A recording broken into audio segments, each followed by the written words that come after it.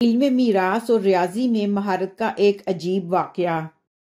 مامون کے دربار میں ایک عورت نے آ کر فریاد کی کہ میرے بھائی کا انتقال ہو گیا ہے۔ اس نے ترکے میں 1600 اشرفیاں چھوڑی ہیں، لیکن مجھے صرف ایک اشرفی دی گئی ہے، لہٰذا مجھے میرا حق دلایا جائے۔ مامون نے ذرا سکوت کیا اور دل ہی دل میں غور کیا، حساب لگایا اور کہا کہ تمہارا حصہ ایک ہی اشرفی بنتا ہے۔ عورت یہ بات سن کر حیران رہ گئی۔ حاضرین دربار بھی تعجب کرنے لگے۔ ایک عالم نے پوچھا کیوں اور کس طرح یہ ہو سکتا ہے؟ مامون نے کہا متوفی کی 2 بیٹیاں ہوں گی، 600 میں 2/3 یعنی 400 اشرفیاں ان کا حق ہے۔ ایک والدہ اور ایک بیوہ ہوگی، والدہ کا 6واں حصہ ہوتا ہے، 100 اشرفیاں والدہ کو ہوئیں، 8واں حصہ بیوی کا ہوتا ہے، 75 اشرفیاں بیوی کو ملی، صرف 25 اشرفیاں بچیں۔ متوفی کے 12 بھائی ہوں گے، یہ 25 اشرفیاں بھائیوں اور ایک بہن میں تقسیم کی جائیں گی۔ بہن سے بھائی کا حصہ 2 چند ہوتا ہے، ہر ایک بھائی کے حصے میں 2 اشرفیاں اور بہن کے حصے میں 1 اشرفی ہوگی۔ جب عورت سے دریافت کیا گیا تو اس نے بتایا واقعی متوفی نے یہی وارث چھوڑے ہیں۔ مامون کی حساب دانی اور معاملہ فہمی پر اہل دربار دنگ رہ گئے۔ شکراً۔ حضرت جنید بغدادی رحمت اللہ کے ساتھ دسترخوان پر پرندے کا کھانا کھانا۔ حضرت جنید بغدادی رحمت اللہ علیہ کی خدمت میں کسی شخص نے تحفتاً کوئی پرندہ بھیجا، جس کو انہوں نے قبول فرما لیا اور ایک مدت تک اپنے پاس رکھ کر اس پرندے کو رہا کر دیا۔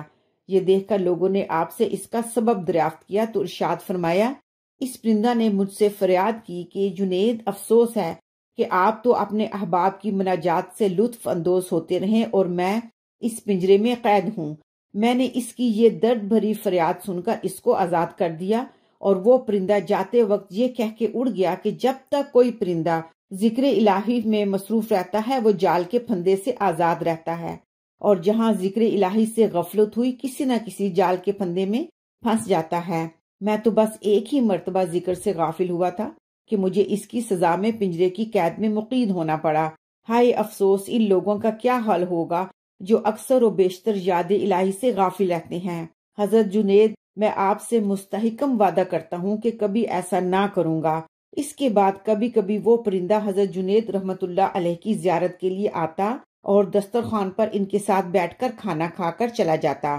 چنانچہ جب حضرت جنید رحمت اللہ علیہ کا انتقال ہوا تو وہ پرندہ بھی تڑپ کر زمین پر گرا اور اس کی روح پرواز کر گئی۔ یہ عجیب واقعہ دیکھ کر لوگوں نے اس پرندہ کو بھی حضرت جنید رحمت اللہ علیہ کے ساتھ ہی دفن کر دیا، اور مدت کے بعد حضرت جنید رحمت اللہ علیہ کے مریدوں میں سے کسی نے ان کو خواب میں دیکھا۔ دریافت کیا، حضرت آپ کے ساتھ کیا معاملہ ہوا؟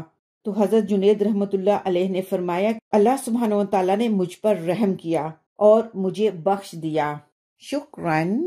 رب سے رات کو مانگنے کا اثر۔ ایک مرتبہ کا ذکر ہے کہ امیر سبکتگین محمود غزنوی کا باپ نیشا پور میں مقیم تھا۔ ایک دن کسی عالم حدیث سے ایک حدیث سنی جس کا ترجمہ یہ ہے، پیغمبر صلی اللہ علیہ وآلہ وسلم نے ارشاد فرمایا کہ اللہ تعالیٰ فرماتا ہے، دنیا سے دل نہ لگاؤ، تجھے یہاں اس لیے نہیں لایا گیا اور بحثیت سے لاپرواہی نہ ہو کہ تجھے اس کے لیے پیدا کیا گیا ہے۔ رات کی نماز پابندی کے ساتھ پڑھا کرو، مومنوں کی فتح اسی میں ہے، اور مخلوق سے امید نہ رکھ کہ ان کے ہاتھ میں کوئی چیز نہیں۔ امیر نے یہ حدیث سنی تو اسے اپنے تمام کاموں کی بنیاد قرار دیا، چنانچہ وہ ہمیشہ فتح کی دعا رات کو مانگتا اور اپنی فتوحات کو اسی کا نتیجہ خیال کرتا۔ اس نے اپنے بیٹے محمود کو بھی اسی عالم کے پاس بھیجا تاکہ وہ محمود کو وہی حدیث سنائے۔ محمود نے حدیث سنی اور باپ کی طرح عمل کرنا شروع کر دیا۔ ایک رات کا ذکر ہے کہ محمود کا لشکر بلخ کے دروازے پر پڑا تھا اور صبح کو ترکستان کے حکمران سے مقابلہ تھا۔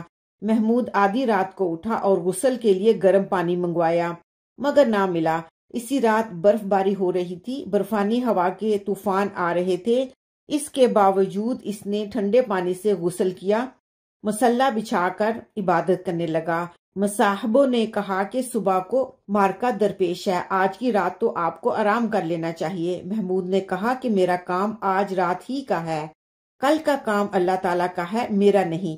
چنانچہ صبح تک عبادت میں مصروف رہا۔ فجر کی اذان ہوئی تو اٹھا، نماز پڑھی اور آسمان کی طرف ہاتھ اٹھا کر دعا مانگی کہ الہی ہم دو فرقوں میں سے جو تیرے بندوں کے حق میں بہتر ہے فتح عنایت کر۔ یہ دعا مانگ کر گھوڑے پر سوار ہوا اور سیدھے لڑائی کے میدان میں آیا۔ اس روز محمود غزنوی کو جو فتح ہوئی وہ بہت حیرت انگیز تھی۔ شکراً۔